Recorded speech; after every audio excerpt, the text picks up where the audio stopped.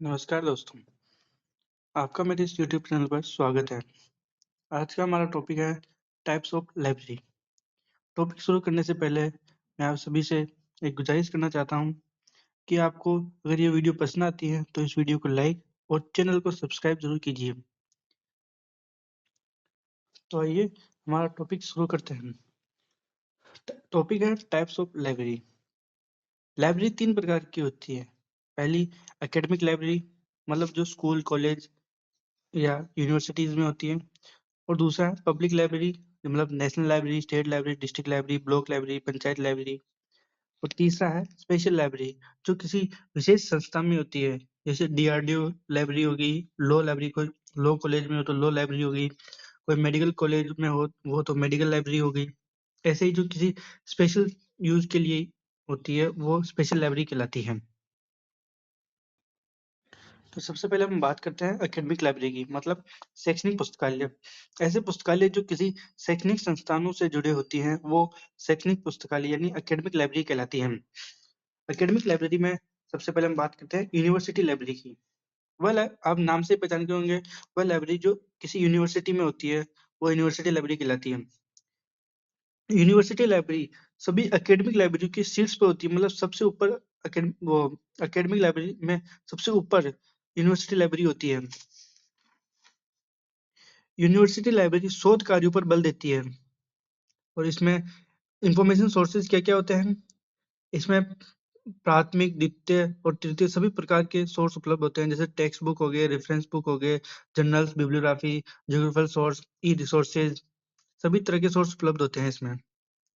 इसके यूजर्स होते हैं, मतलब इसमें स्टूडेंट यूजर होते हैं, फैकल्टी होती है वो इसे यूज करती है, और रिसर्चर जो कोई किसी शोध कार्य पर कार्य करता है वो भी यूनिवर्सिटी लाइब्रेरी का यूज करता है। इसके बाद हम देखते हैं कि यूनिवर्सिटी लाइब्रेरी के क्या क्या कार्य हैं। तो कार्यों का वर्गीकरण 2-3 लोगों ने किया है अलग अलग से। तो हम पहले देखते हैं कि एल.आर. विल्सन और एम.एफ. ट्यूबर ने अपनी पुस्तक यूनिवर्सिटी लाइब्रेरी में उन्होंने 6 कार्य बताए थे। हम उनको देख लेते हैं। तो उन्होंने 6 कार्य बताए थे, उनमें से पहला कार्य है conservation of knowledge and information, मतलब इंफॉर्मेशन का या नॉलेज का संग्रह करना। टीचिंग मतलब पढ़ाई, रिसर्च, पब्लिकेशन और एक्सटेंशन सर्विस और इंटरप्रिटेशन मतलब व्याख्या करना। एक्सटेंशन सर्विस का मतलब विस्तार सेवाएं देना। ये 6 होगी। और उसके बाद हम पढ़ते हैं डी.ए. गाची ने यूनिवर्सिटी लाइब्रेरी के 6 कार्य कौन से बताए। उन्होंने पहला कार्य बताया कंजर्वेशन फंक्शन, मतलब कंजर्व करना नॉलेज को। फिर दूसरा बताया उन्होंने ट्रांसमिशन फंक्शन, प्रसारण। और तीसरा बताया उन्होंने प्रमोशनल फंक्शन। चौथा बताया उन्होंने डेवलपमेंट फंक्शन। उस पांचवा बताया उन्हें प्रोकेशनल फंक्शन, मतलब भविष्य से संबंधित दायित्वों को निभाना। और रिवोल्यूशनल फंक्शन। इसके बाद हम देखते हैं कि इनमें स्टाफिंग क्या क्या है, मतलब स्टाफ में कौन कौन होते हैं। एस.आर. रंगनाथन के अनुसार यूनिवर्सिटी लाइब्रेरी में स्टाफ 3 तरह से होते हैं। पहला होता है प्रोफेशनल स्टाफ, वे कर्मचारी जो लाइब्रेरी के मुख्य कार्य करते हैं। इसमें वो आते हैं जैसे university librarian, head of library होता है। इसके बाद डिप्टी लाइब्रेरियन, असिस्टेंट लाइब्रेरियन। ये क्लासिफिकेशन, कैटलॉगिंग, रेफरेंस कार्य करते हैं सारे। जो महत्वपूर्ण कार्य होते हैं वो प्रोफेशनल स्टाफ ही करते हैं। इसके बाद हम बात करते हैं सेमी प्रोफेशनल या टेक्निकल स्टाफ की। इसमें पेशेवर कर्मचारियों को तकनीक सहायता प्रदान करने वाले आते हैं, जैसे टेक्निकल असिस्टेंट हो गए, प्रोफेशनल असिस्टेंट हो गए। ये जो यूनिवर्सिटी लाइब्रेरियन हो गए या डिप्टी लाइब्रेरियन हो गए, उनको सहायता प्रदान करते हैं, टेक्निकल सहायता प्रदान करते हैं। इसके बाद हम बात करते हैं नॉन प्रोफेशनल या सपोर्टिव स्टाफ की। इसमें वो कर्मचारी आते हैं जो पुस्तकालय के दैनिक प्रशासनिक और सहायक कार्यों को संभालते हैं, जैसे अटेंडेंट हो गए, क्लर्क हो गए, स्टेनो टाइपिस्ट हो गए आदि। तो आगे हम बात करते हैं यूनिवर्सिटी लाइब्रेरी के फाइनेंस सोर्स की, मतलब उन्हें पैसा कहाँ से प्राप्त होता है। तो सबसे पहले उन्हें प्राप्त होता है यूजीसी ग्रांट से। फिर उसके बाद प्राप्त होता है स्टेट या सेंट्रल ग्रांट। और तीसरा है यूनिवर्सिटी बजट, मतलब यूनिवर्सिटी भी लाइब्रेरी के लिए कुछ अपने बजट में कुछ अलग हिस्सा रखती है। और चौथा है उन्हें कोई गिफ्ट, यूनिवर्सिटी लाइब्रेरी को कोई गिफ्ट्स दे दे। यहाँ पर गिफ्ट से मतलब कोई किताब दे दे उन्हें, आदि से है। और यूनिवर्सिटी लाइब्रेरी के वित्तीय मामलों में जीएफआर जनरल फाइनेंस रूल्स को आधार बनाया जाता है। जनरल फाइनेंशियल रूल सर्वप्रथम 1947 में प्रकाशित हुए थे। उसके बाद ये 1963 में आए, 2005 में भी आए और लेटेस्ट 2017 में आए। जीएफआर 2017 के अनुसार उनका एक रूल है 215। ये फिजिकल वेरिफिकेशन और स्टॉक वेरिफिकेशन से संबंधित है। इसके अनुसार 1000 पुस्तकों में अगर 5 पुस्तकें का नुकसान हो जाता है तो वो सामान्य माना जाता है। मतलब अगर लाइब्रेरी में 1000 पुस्तकें हैं, उनमें से अगर 5 फट गई, गुम गई, तो वो सामान्य माना जाता है। इसके बाद हम बात कर लेते हैं यूनिवर्सिटी लाइब्रेरी से संबंधित कमेटियों की। सबसे पहले हम बात करते हैं पेरी कमेटी की। इसका गठन 1965 में हुआ था और ये इसकी रिपोर्ट 1967 में प्रस्तुत हुई थी। ये यूनिवर्सिटी लाइब्रेरी से संबंधित है। इसके बाद हम बात करते हैं यूजीसी लाइब्रेरी कमेटी की। इसका गठन 1957 में हुआ था और इसकी रिपोर्ट 1959 में प्रस्तुत हुई थी। इसके अध्यक्ष थे एस.आर. रंगनाथन। इनको अध्यक्ष किसने बनाया था? सी.डी. देशमुख ने। इस लाइब्रेरी कमेटी के अनुसार यूनिवर्सिटी लाइब्रेरी के संग्रह की सीमा 3 लाख वॉल्यूम माना है। इसके बाद राधाकृष्णन रिपोर्ट 1949 में आई थी। उसमें राधाकृष्णन ने पुस्तकालय को यूनिवर्सिटी का हृदय कहा। उनका कथन था, library is the heart of all university works. इसके बाद सी.डी. देशमुख का प्रसिद्ध कथन था कि छात्र विश्वविद्यालय का शरीर है, प्रशासन इसका शरीर है, शिक्षक इसकी आत्मा है और पुस्तकालय इसका हृदय है। इसके बाद हम पढ़ते हैं लाइब्रेरी की कमेटी के बारे में। इस कमेटी के अध्यक्ष होते हैं, मतलब चेयरपर्सन होते हैं, वाइस चांसलर होते हैं। कमेटी के अध्यक्ष कौन होते हैं? Vice chancellor. और इसके कन्वेनर या सेक्रेटरी कौन होते हैं? वो होते हैं यूनिवर्सिटी लाइब्रेरियन। और इसमें मेंबर कौन कौन होते हैं? इसमें टीचर्स होते हैं, एडमिनिस्ट्रेशन होते हैं और जो स्टूडेंट्स के अध्यक्ष होते हैं, छात्र संघ नेता जिसे कहते हैं, वो भी इसके मेंबर माने जाते हैं। इसके बाद हम पढ़ते हैं कि यूनिवर्सिटी लाइब्रेरी की क्या क्या सर्विसेज हैं। ये सर्कुलेशन सर्विस देती हैं। इसके बाद ये रेफरेंस सर्विस भी देती हैं। तीसरा है ये सपोर्ट सर्विस भी देती हैं। चौथा, ये डिजिटल और ई रिसोर्सेज भी उपलब्ध कराती हैं। ये करंट अवेयरनेस सर्विस भी उपलब्ध करवाती है। ये यूजर एजुकेशन, मतलब यूजर को पुस्तकालय का कैसे उपयोग करना चाहिए उसके बारे में भी ये बताती हैं। और ये इंटर लाइब्रेरी लोन, इसमें अगर बहुत किसी संस्था के अंदर बहुत सारी यूनिवर्सिटी जुड़ी होती है तो एक यूनिवर्सिटी दूसरी यूनिवर्सिटी से कोई भी पुस्तक सामग्री मंगवा सकती है। इसके बाद है ये रेफरल सर्विस भी देती है। मतलब अगर कोई सामग्री या इंफॉर्मेशन इसमें उपलब्ध नहीं है यूनिवर्सिटी में, तो ये हमें किस और यूनिवर्सिटी या किसी और सामग्री के पास रेफर कर सकती है। यही इसकी रेफरल सर्विस है। इसके बाद ये पब्लिकेशन सपोर्ट भी देती है। इसके बाद ये बिब्लियोग्राफिक सर्विस भी देती है। ये रेप्रोग्राफिक सर्विस भी देती है। ये रेप्रोग्राफिक सर्विस का मतलब है इलेक्ट्रॉनिक तरीकों से दस्तावेजों की कॉपीज बनाना। इसके बाद हम पढ़ेंगे कॉलेज लाइब्रेरी। कॉलेज लाइब्रेरी नाम से ही आपको समझ में आ गया होगा कि ये कॉलेज के छात्रों और शिक्षकों के लिए होती है। और ये कॉलेज के अंदर होती है और ये कॉलेज के छात्रों और शिक्षकों की अध्ययन आवश्यकताओं की पूर्ति करती है। इसके बाद हम पढ़ते हैं कि इसमें किस किस चीज़ का संग्रह पाया जाता है। इसमें टेक्स्ट बुक्स पाई जाती हैं, रेफरेंस बुक्स पाई जाती है, इसमें कॉम्पिटेटिव बुक्स पाई जाती है, इसमें जर्नल्स का संग्रह भी होता है। अब आगे हम पढ़ते हैं कि इसको कॉलेज लाइब्रेरी को फंड्स कहाँ से मिलते हैं। पहला, इसको यूजीसी ग्रांट से फंड मिलते हैं।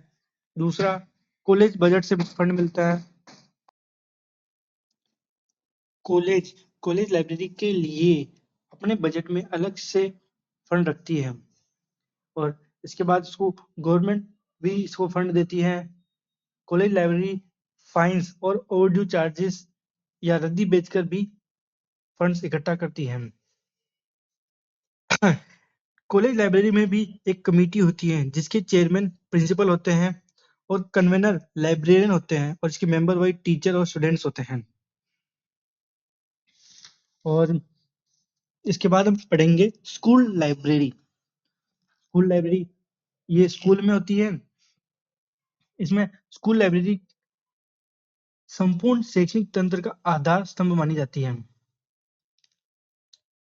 और ये स्कूल के टीचर्स और स्टूडेंट्स की अध्ययन आवश्यकताओं को पूरा करती है। स्कूल लाइब्रेरी के मुख्य उद्देश्य क्या हैं? ये छात्रों को शैक्षणिक सहायता प्रदान करती है और ये छात्रों की रीडिंग स्किल्स को और उनकी रुचियों को बढ़ावा देती हैं और ये छात्रों को सूचना साक्षरता और शोध कौशल को बढ़ावा देती है, उनके शोध कौशल को बढ़ावा देती है। और चौथा है होलिस्टिक डेवलपमेंट, मगर मतलब उनका समग्र विकास करना, जैसे सामाजिक विकास हो गया, भावात्मक विकास हो गया, ये संपूर्ण विकास करती है। इसके बाद हम देखते हैं स्कूल लाइब्रेरी को फंड कहाँ से प्राप्त होते हैं। इनको स्कूल बजट में स्कूल लाइब्रेरी के लिए अलग से प्रावधान होता है। गवर्नमेंट भी इनको फंड देती है। जब गवर्नमेंट बजट बनाती है तो उसमें स्कूल लाइब्रेरीज के लिए उसमें प्रावधान करती है, भाई उनको कितना बजट मिलना चाहिए। और स्कूल लाइब्रेरी को गिफ्ट्स और एंडोमेंट से भी उनको फंड्स मिल जाते हैं। स्कूल लाइब्रेरी में कौन कौन से रिसोर्सेज होने चाहिए? इनमें टेक्स्ट बुक्स होनी चाहिए, मैप्स होने चाहिए, रेफरेंस बुक्स होनी चाहिए, फिक्शन बुक्स होनी चाहिए, डिक्शनरी होनी चाहिए, बायोग्राफी होनी चाहिए, मोरल स्टोरीज होनी चाहिए और चित्रात्मक पुस्तकें होनी चाहिए। ये तीनों स्कूल लाइब्रेरी, कॉलेज लाइब्रेरी और यूनिवर्सिटी लाइब्रेरी में ऑडियो और वीडियो सामग्री भी उपलब्ध होनी चाहिए ताकि छात्रों को उनसे और जानकारी अच्छे से मिल सके। स्कूल लाइब्रेरी में भी एक कमेटी होती है जिसके चेयरमैन प्रिंसिपल होते हैं, सेक्रेटरी या कन्वीनर लाइब्रेरियन होते हैं और इसके मेंबर होते हैं टीचर्स और स्टूडेंट्स के मेंबर होते हैं। इसके बाद हम पढ़ते हैं स्पेशल लाइब्रेरी के बारे में। स्पेशल लाइब्रेरी ये विशिष्ट पुस्तकालय होते हैं जो किसी विशिष्ट विषय, विशिष्ट संगठन या पेशे या क्षेत्र की विशेष जानकारी और सूचना आवश्यकताओं को पूरा करते हैं। इसका मुख्य उद्देश्य अपने पितृ निकाय के क्रियाकलापों में सहयोगी बनना और उनको गति प्रदान करना होता है। मतलब ये जैसे कोई डीआरडीओ लाइब्रेरी है जैसे, तो वहां पे जो साइंटिस्ट होंगे उनको उनसे संबंधित सूचना प्रदान करती है ताकि वो अपनी रिसर्च को बेहतर रूप से आगे बढ़ा सकें। स्पेशल लाइब्रेरी के यूजर्स भी स्पेशल ही होते हैं क्योंकि ये सिर्फ जैसे डीआरडीओ में लाइब्रेरी है तो वहाँ की सिर्फ जो कुछ मेंबर होंगे वही उसका इस्तेमाल कर सकते हैं। स्पेशल लाइब्रेरी में कलेक्शन होते हैं, जनरल्स का कलेक्शन होता है, पेटेंट्स का कलेक्शन होता है, स्टैंडर्ड्स का कलेक्शन होता है और स्पेसिफिकेशन का कलेक्शन होता है। स्पेसिफिकेशन का मतलब विशेष विवरण होता है। स्पेशल लाइब्रेरी में सामान्य पाठक से अधिक विशिष्ट पाठक पर बल दिया जाता है। और अब इसकी सर्विसेज देखते हैं। ये करंट अवेयरनेस सर्विस और एसडीआई उपलब्ध करवाती है, रेफरेंस सर्विसेज उपलब्ध करवाती है, ये रिसर्च सपोर्ट सर्विस देती है, डॉक्यूमेंटेशन सर्विस देती है, ट्रांसलेशन कोई भी चीज को ट्रांसलेट करना हो तो उसके लिए ये सर्विस देती है और बिब्लियोग्राफिक सर्विस उपलब्ध कराती है। अब हम इसके फंड्स के बारे में देखते हैं, इसको फंड कहाँ से मिलता है। पहला है इसको इंस्टीट्यूशनल बजट में प्रावधान दिया जाता है। दूसरा गवर्नमेंट फंड से भी इसको पैसे मिलते हैं। अब हम इस कुछ स्पेशल लाइब्रेरी के एसोसिएशन के बारे में पढ़ते हैं। सबसे महत्वपूर्ण है, विश्व में सबसे महत्वपूर्ण है एसएलए, स्पेशल लाइब्रेरी एसोसिएशन, जिसकी स्थापना 1909 में आर्थर डॉन डिकिंसन ने यूएसए में की थी। और उसके बाद है एजलिब। एजलिब की स्थापना 1924 में लंदन में हुई थी। इसका पुराना नाम तो है association of special libraries and information bureau और इसका वर्तमान नाम है association of information and management. और भारत के संदर्भ में सबसे महत्वपूर्ण स्पेशल लाइब्रेरी एसोसिएशन है एजलिक, जिसकी स्थापना 1955 में कोलकाता में हुई थी और इसका पूरा नाम है Indian association of special libraries and information centre. अब इसके बाद में हम पढ़ते हैं पब्लिक लाइब्रेरी यानी सार्वजनिक पुस्तकालय। सार्वजनिक पुस्तकालय का मतलब है कोई भी आयु वर्ग का बच्चा, व्यक्ति, कोई भी, ये कोई वृद्ध व्यक्ति हो, कोई भी इसमें जाकर अध्ययन कर सकता है। जब ये पुस्तकालय का समय हो, उस समय जाकर, खुलने का समय हो, उस समय जाकर ये वहां पे अध्ययन कर सकते हैं। कोई भी व्यक्ति, अमीर गरीब चाहे कोई भी हो, इसमें फ्री सर्विसेज होती हैं। पब्लिक लाइब्रेरी को जनता के लिए, जनता के द्वारा संचालित पुस्तकालय भी कहते हैं। इसके लिए पब्लिक लाइब्रेरी के लिए रसेल का एक महत्वपूर्ण कथन है कि ये समस्त नागरिकों के लिए निःशुल्क संस्थाएं हैं। ये रसेल का एक महत्वपूर्ण कथन था। पब्लिक लाइब्रेरी को जनता का विश्वविद्यालय भी कहते हैं। ये पुस्तकालय आयु, लिंग, वर्ग के भेदभाव के बिना सेवा प्रदान करता है। अब आगे हम सार्वजनिक पुस्तकालय के लिए कार्य करने वाले कुछ महत्वपूर्ण संस्थाओं के बारे में पढ़ते हैं, जिसमें भारत में सबसे महत्वपूर्ण है RRRLF, मतलब राजा राम मोहन रॉय लाइब्रेरी फाउंडेशन। इसकी स्थापना 22 मई 1972 को कोलकाता में हुई थी और ये भारत में सार्वजनिक पुस्तकालयों के विकास के लिए सर्वाधिक कार्य करता है। और इसी के स्थापना दिवस पर नेशनल पब्लिक लाइब्रेरी डे मनाया जाता है। और हम विश्व के संदर्भ में देखते हैं, विश्व में यूनेस्को सार्वजनिक पुस्तकालय के लिए सर्वाधिक कार्य करता है और यूनेस्को की स्थापना 16 मई 1945 को हुई थी।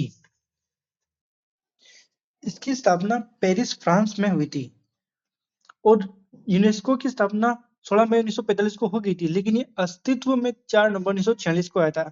यूनेस्को और RRLF के बारे में हम आगे और विस्तार से पढ़ेंगे। अभी यहाँ के लिए सिर्फ इतना ही काफी है।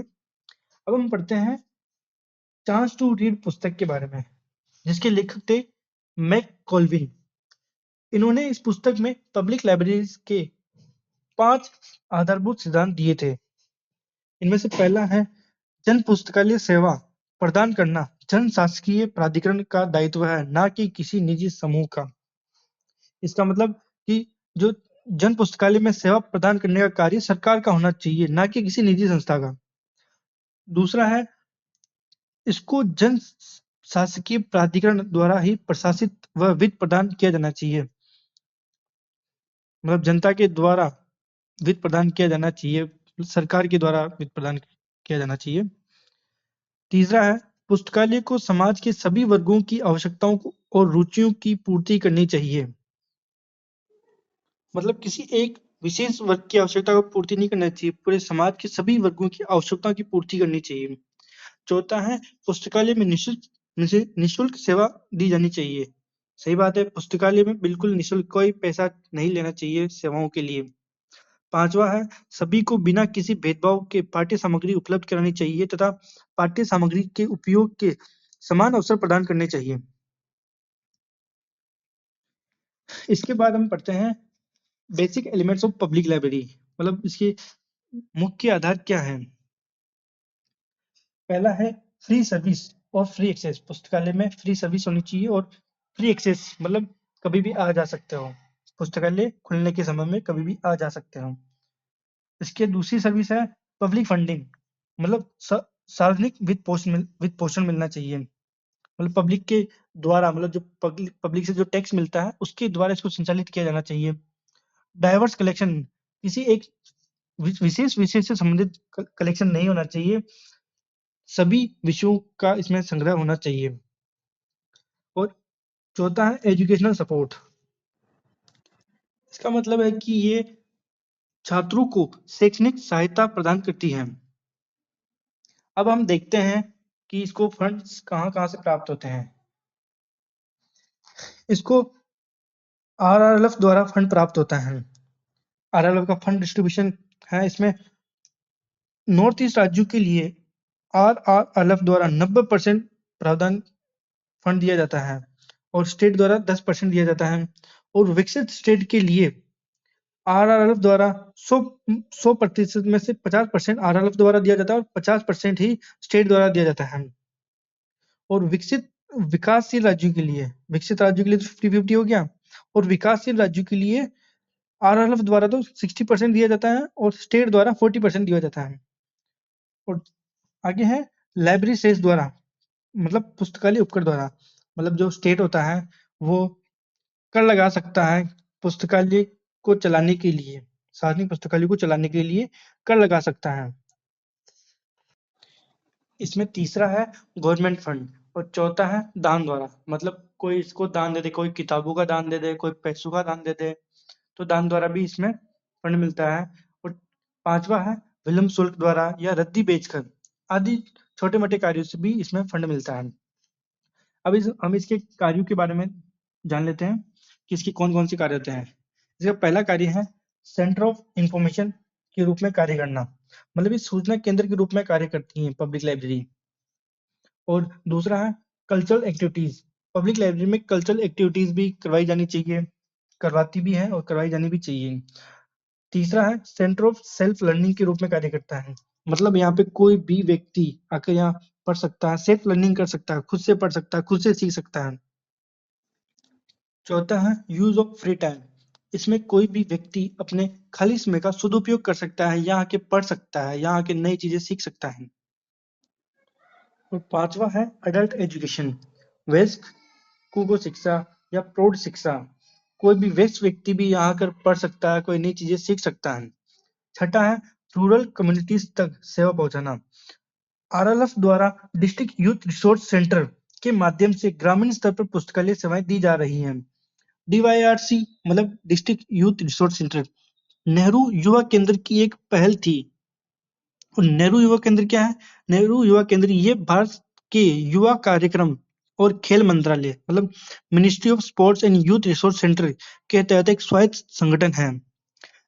आरएलएफ द्वारा 2005-6 में एनवाईके मतलब नेहरू युवा केंद्र के सहयोग से डिस्ट्रिक्ट यूथ रिसोर्स सेंटर की स्थापना की गई ताकि ग्रामीण क्षेत्रों में पुस्तकालय सेवाओं और शैक्षिक संसाधनों को बढ़ावा दिया जा सके। अब आगे हम पढ़ते हैं पब्लिक लाइब्रेरी मैनिफेस्टो के बारे में। ये एक अंतरराष्ट्रीय घोषणा पत्र होता है जिसको स्टार्टिंग में यूनेस्को द्वारा ही जारी किया जाता था, लेकिन अब इफ्ला द्वारा भी यूनेस्को का सहयोग किया जाता है और ये दोनों मिलकर ही इसको प्रसारित करते हैं। पब्लिक लाइब्रेरी मैनिफेस्टो ये सार्वजनिक पुस्तकालयों के मूल सिद्धांतों, मूल्यों और भूमिका को परिभाषित करता है। ये बताता है कि सार्वजनिक पुस्तकालय को सार्वजनिक पुस्तकालय की भूमिका क्या होती है, उनके क्या-क्या मूल्य होने चाहिए, उनके क्या सिद्धांत होने चाहिए, सार्वजनिक पुस्तकालय की समाज में क्या भूमिका होनी चाहिए, ये बताता है हमें पब्लिक लाइब्रेरी मैनिफेस्टो। ठीक है, तो फर्स्ट पब्लिक लाइब्रेरी मैनिफेस्टो कब आया था? ये 1949 में आया था, जो कि यूनेस्को के द्वारा ही लाया गया था। इसमें इफ्ला ने सहयोग नहीं किया था।